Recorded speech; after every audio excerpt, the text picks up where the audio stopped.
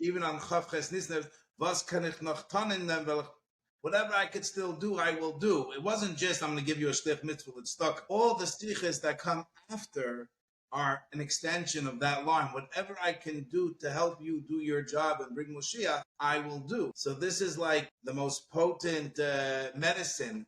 And when you're fighting a disease or a war, you always need the most up-to-date weaponry, ammunition. You're not going to win a war with, yesteryear's guns and techniques. Want Moshiach now.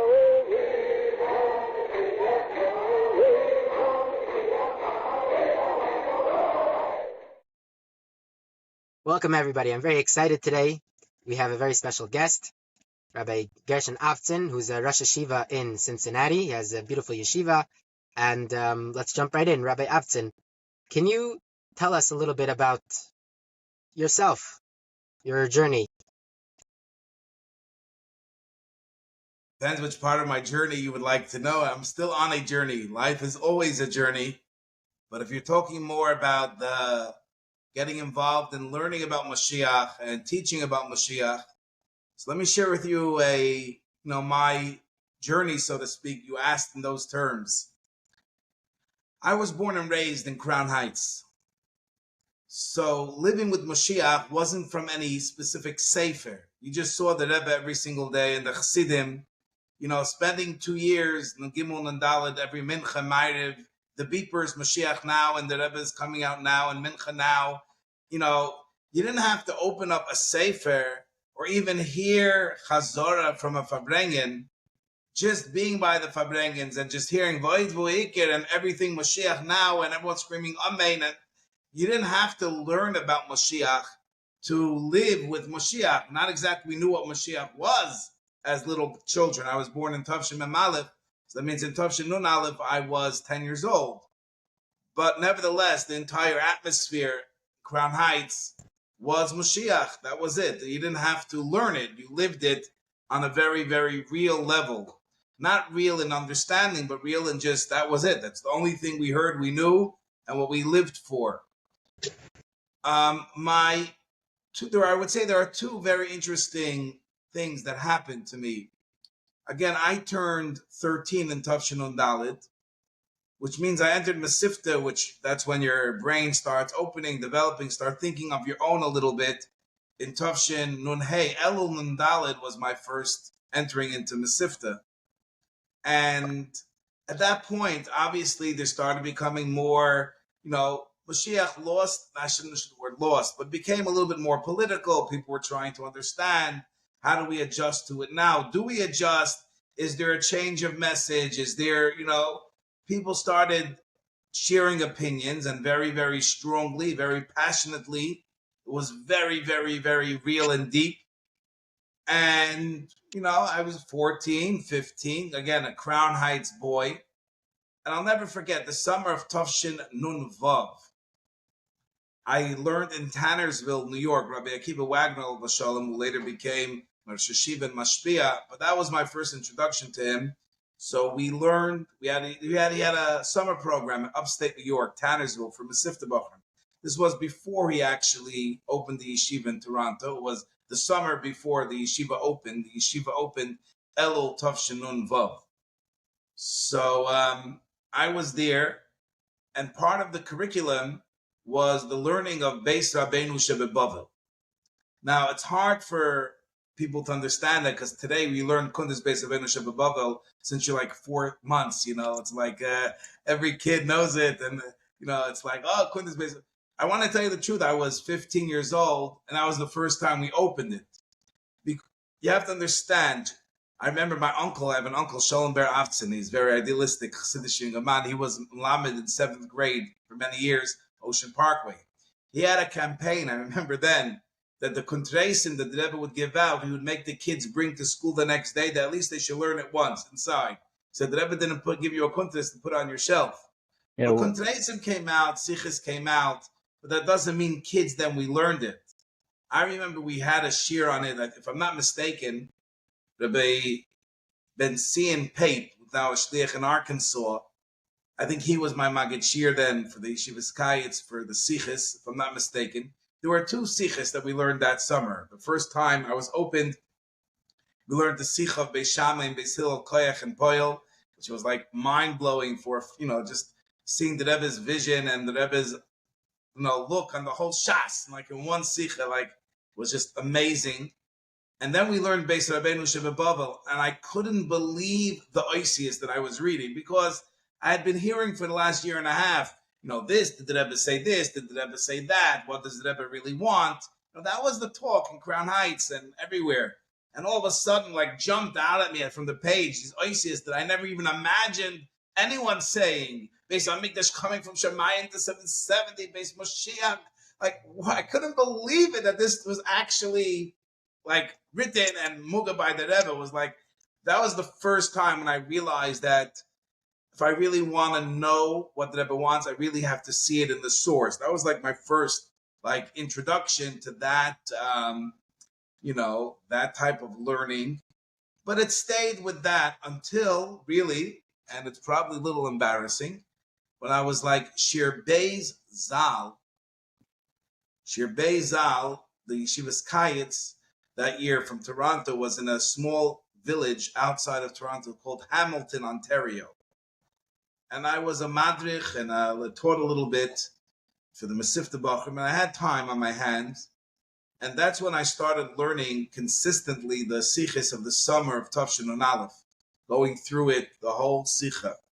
And again, it was like unbelievable. I couldn't believe not just what the Rebbe is saying about the Nasi Moshiach, because that's more Nun Beis, as much as Goyla, Geula, the whole, and the importance of learning Balak, learning about Moshiach, like all those things which today have become, everyone has booklets and you can just file and everyone knows all the quotes.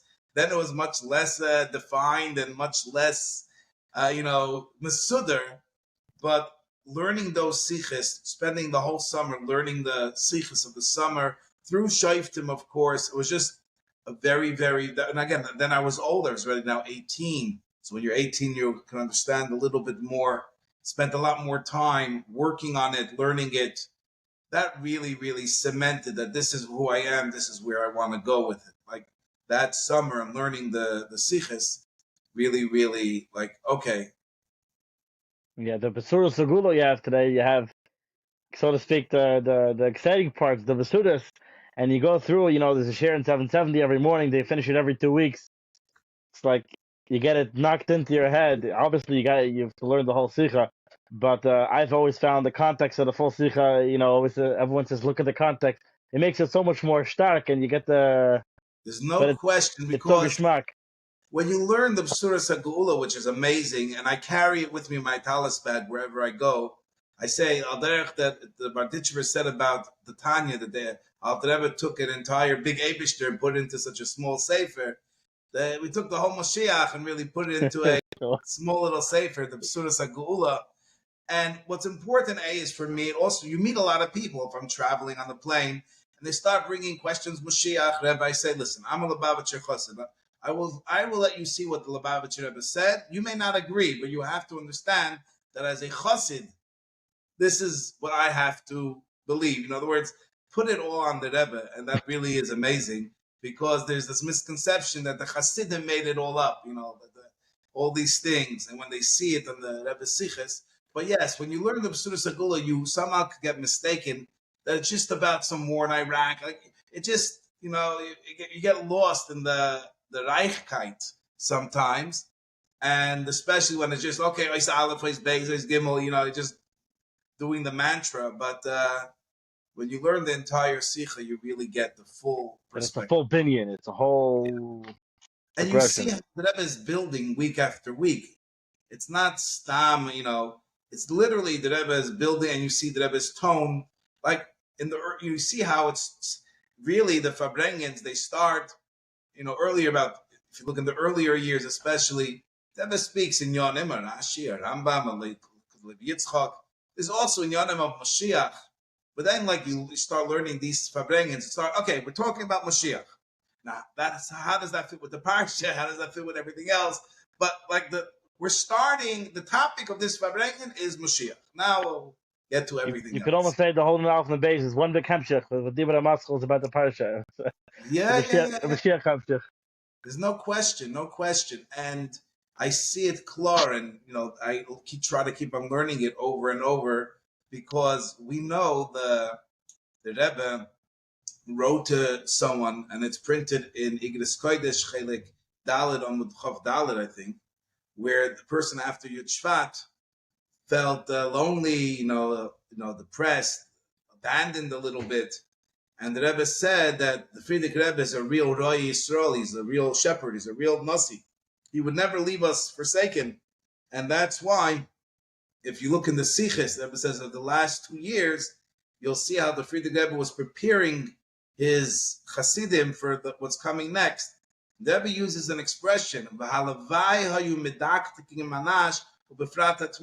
only the Anash and the Tmimim would get involved in these Sichos, they would be able to draw energy and life for whatever they're going through. And there's no question that from after Chav Ches Nissen, there was a dramatic switch in not only the tone of the Sichos, but I like to say, and people don't always agree with this perspective, but I believe it very strongly. If you believe that on Chav Ches Nissen something dramatically switched in whose job it is to bring Moshiach, that as to before it was, so to speak, the Rebbe took the job, and in Chav Ches Nissen the Rebbe gave us the job to bring Moshiach. If we take that seriously and literally, so then you also have to understand that the Sichos after Chav Ches Nissen, the Rebbe knows that it's our job, and now he's teaching us for the first time, empowering us. I'm teaching you how to do your job. Instead of you listening how I'm doing my job, which you did for the last 40 years, you're getting a glimpse into my world, how I'm bringing Mashiach. Now I'm giving you what you need to do your job. There was never a time in history that a Nasi told the Yidden that it's their job. So these Sichos are very, very important, because these are the Sichos which were said after we were given the job to bring Moshiach. So obviously these Sichos are tailored to that goal and that mission and that purpose. Yeah, you hear the refrain sometimes, like, why are you cooking in an announcement base? There's so many Sichos of the Rebbe.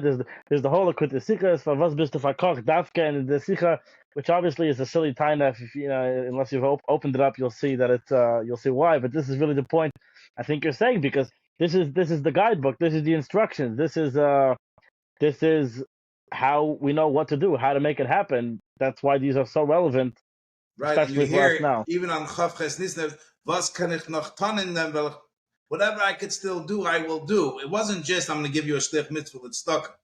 Right. All the stichas that come after are an extension of that line. Whatever I can do to help you do your job and bring Moshiach, I will do. So this is like the most potent medicine. And when you're fighting a disease or a war, you always need the most up-to-date weaponry, ammunition. You're not going to win a war with yesteryear's guns and techniques. And of course, every one of the sichos of the Rebbe are emes and chayim v'kayomim la'ad, not chas v'sholem to minimize anything of the Rebbe. But there is no question, the Rebbe told us about the Frierdiker Rebbe, if we want to get the energy that's needed for the avodah of now, where to look. And the same is true here. If you want to know how to do our job, that was only spoken after Chav Ches Nissen. It's very interesting, because we I think in last week we were speaking about we were finishing Chayei Sarah, and how the Rebbe basically shifts the whole thing into now the Iker, now that we have to focus on Melech HaMashiach, that Kabbalas Pnei Mashiach Tzidkenu, and it was brought up by someone that listens, that a good question. Like for many years, everybody thought that as soon, right, one more mitzvah, and like all of a sudden everything happens at the same time, right? Mashiach comes and Geula comes, and it all happens in like one split of a second, and it's amazing, right? Pashat, the Melech HaMashiach comes with a big shofar on a cloud and lifts all of us up and takes us to Eretz Yisrael, and it's all beautiful. And for I remember my education, and I know a lot of people that have similar thoughts, that's how it has to be. And all of a sudden, the Rebbe is shifting it and saying that Now, and in Parshas Noach, how it's not about and I saw I saw a very geschmack word that now we have to shift from Geula, from everything else, and now we have to focus on Melech HaMashiach. And what's that we have to focus on? The Rebbe said, Kabbalas Pnei Mashiach Tzidkenu. Now that it started, we have to do our shlichus to help him do his shlichus, which is shlach. You mentioned Chayes Sarah. I would like to share something that I feel it's always important when people approach the Sikh of Chayes Sarah. There's a perspective that has to be really, really thought about, and why it's such an important Sikha. And that is, we forget that the Rebbe runs the world in a very, very interesting way. There's no army where the general of the army speaks on a day that his soldiers can't hear him. In other words, how does it usually work? You energize your soldiers, they go out and they do the mission, right? You hear even the Torah says that the Kohen Moshiach Muhammad brings with them, and don't give up, and there's a whole and then they go out to war. The Rebbe Shluchim are outside in the Sada, and the Rebbe brings on Shabbos. All the bombs, all the messages are being sent on Shabbos, and the Shluchim are hearing it secondhand. So even if they heard Chazara, and even if they read all the Mamish, the Teichin Kotzer, and every other type of... The Rebbe said, but dafür ist kommen mit yeah, to all the Shluchim. What I'm saying is that, we'll get to that line in a second, that the whole time when the Rebbe is building the whole Moshiach, this Nun Aleph, Nun Beis, think about yourself as a shliach in a place. There's no question, and you know this clearly. You can look at a younger man, a shliach, and you can know what years that shliach was in 770. You meet Moshe Feller, he's almost 90 years old, screaming about Mesivtah Tefillin. You know that he was in the Chavzayin, he was in the trenches. A shliach that lived his years in 770, those are the years which are in sein Beiner, it's in his bones. He's living with those sichas that he stood in front of the Rebbe. And how the shluchim, how are they supposed to get? They're hearing what the Rebbe said, and this guy's interpretation, what the Rebbe said, and there's controversy. Chayes Sarah is the one time where the Rebbe is speaking directly to his army. In other words, it's the one opportunity since Chavches Nissen where the Rebbe actually speaks directly to the shluchim. They've been hearing for months what might be the message and what the Rebbe wants, and the Bachrim are saying what the Rebbe really wants, and there's a lot going on. And here, that's why Chayes Sarah is so important, because it's directly, it's the first and only time that the army is standing in front of the general, and the Rebbe is making very clear. And Bachrim asked me about the line you mentioned. What's the Rebbe saying? We have to give Haidah l'chol hashluchim, announcement to all the shluchim. Isn't the Rebbe speaking to the shluchim? So some people think that it means that, the shluchim that didn't make it to the kinos that year, so the Rebbe is saying, don't forget to tell them. To me, it's very pashut. The Rebbe is speaking to the shluchim that for years, this is going to be the marching orders until Moshiach. And any chassid was really a shliach. The Rebbe is saying that this sicha is for all the shluchim, the chol ha-doiris. I mean, not doiris, but like for all the years until Moshiach, that this is your message. So it's almost clear in the sicha that it's not just for those in the room. Yeah, from this side of the fence in Tavshin Pedal, it seems very clear what it means. Yeah. That there are so many people who unfortunately didn't yet get the memo, and the Rebbe is saying we've got to get the memo out to everyone, to all the shluchim, that this is the job of our times. Yeah, so I wanna go back. You're in the middle of your journey. I think you said you started, I guess, when you were 18, when you were in Shir Beizal. Finishing Shir Beizal. Finishing in the summer, you started getting into the sichas. So let's if you can continue your journey, I'd like to. Yeah. So then I came to, but I wasn't really teaching, Gula Moshiach. I was just starting to to learn. And then I came to Olatorah Shir Gimel. I was there for 2 years, Shir Gimel and Shir Dalid.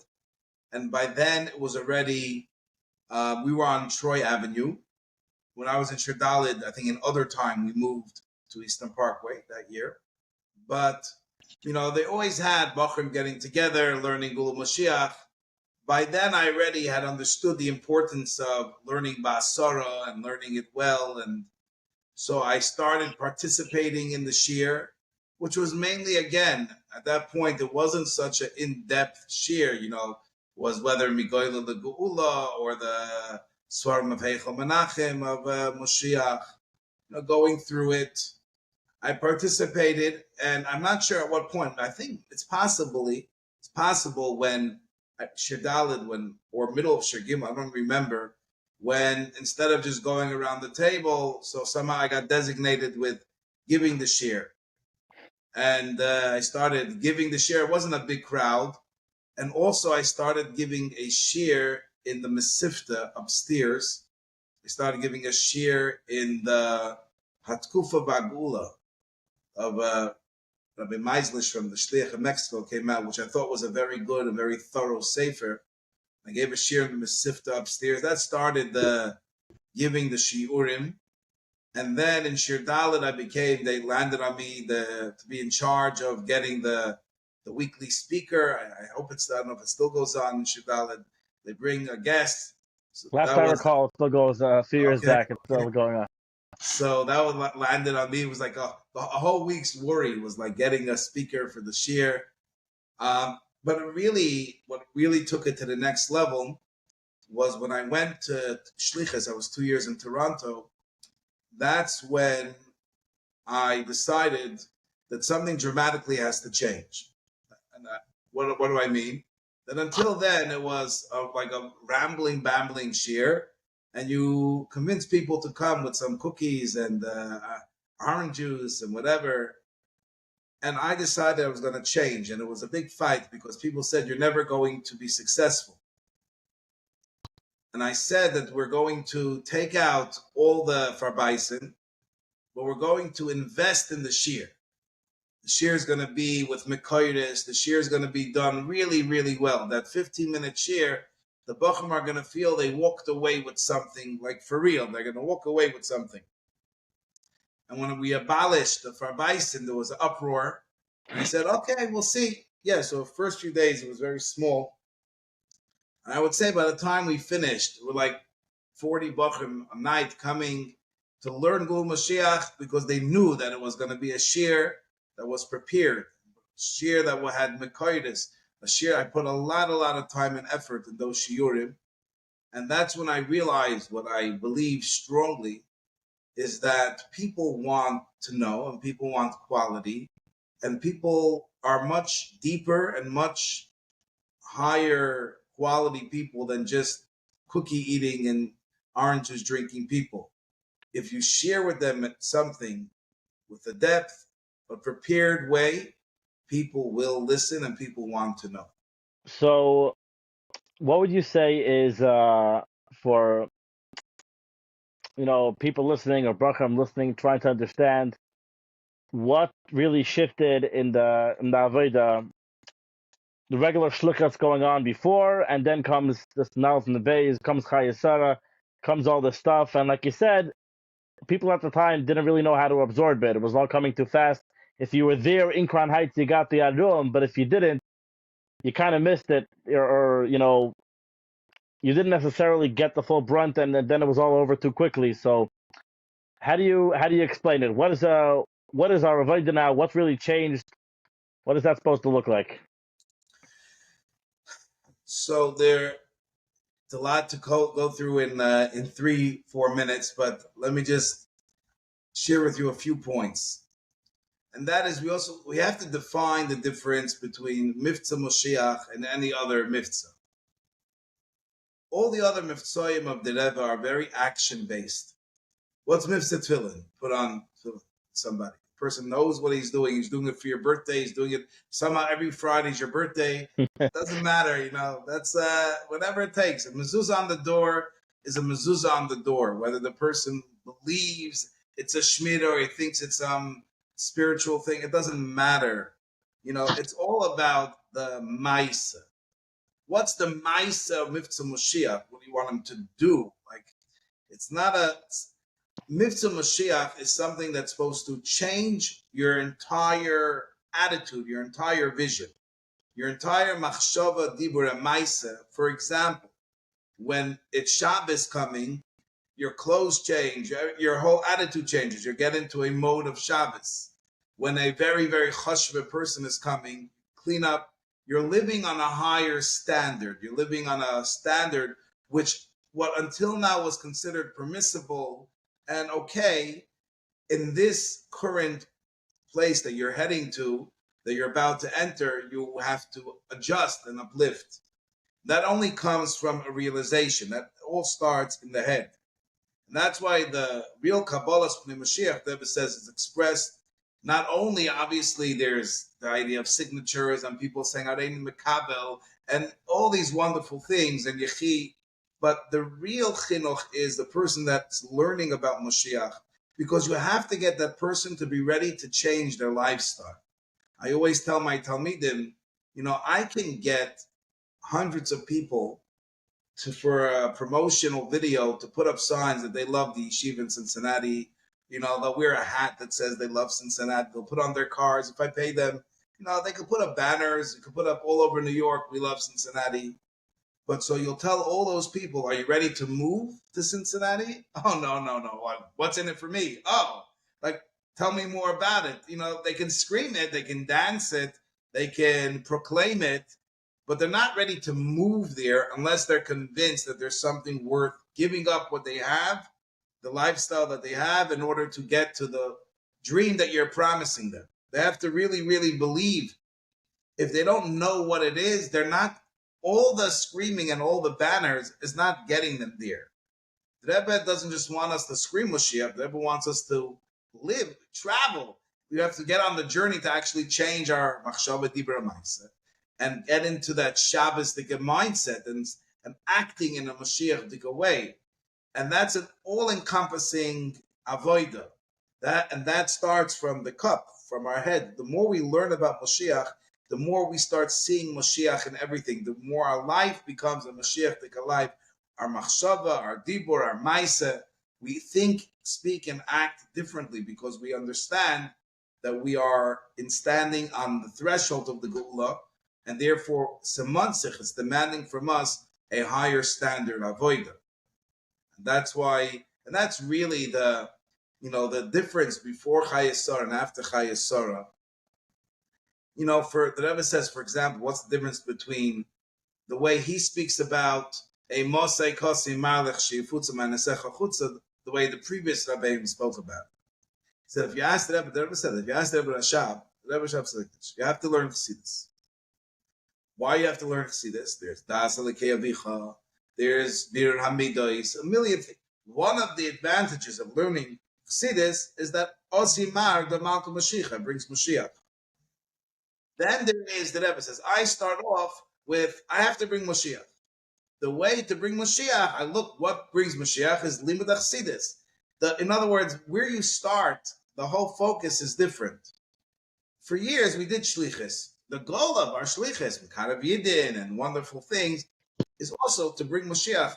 That's part of the goal. It didn't have to be imbued in every part of what we're doing. When you ask me in the morning, what am I doing? I'm on Shlichus. I'm a Mekarav Yidin. I'm doing Nachas Ruach to the Rebbe. Wonderful things. All that is dramatically shifts. I'm only doing one thing. I'm bringing Moshiach. Now, for that to happen, there's all the Mivtzoyim, everything that I'm doing. But the entire mission statement, and it's not just a statement, it starts really in Hashkafa, where I'm holding in my life, and what I'm dreaming and looking to accomplish every single moment changes from the Sikha of Chayei Sarah. So how does that spill out to the Yid HaMatzayim? He knows that he's putting on tefillin. It has to become a big enough vibe in the whole Lubavitch, I guess, that the whole movement kind of.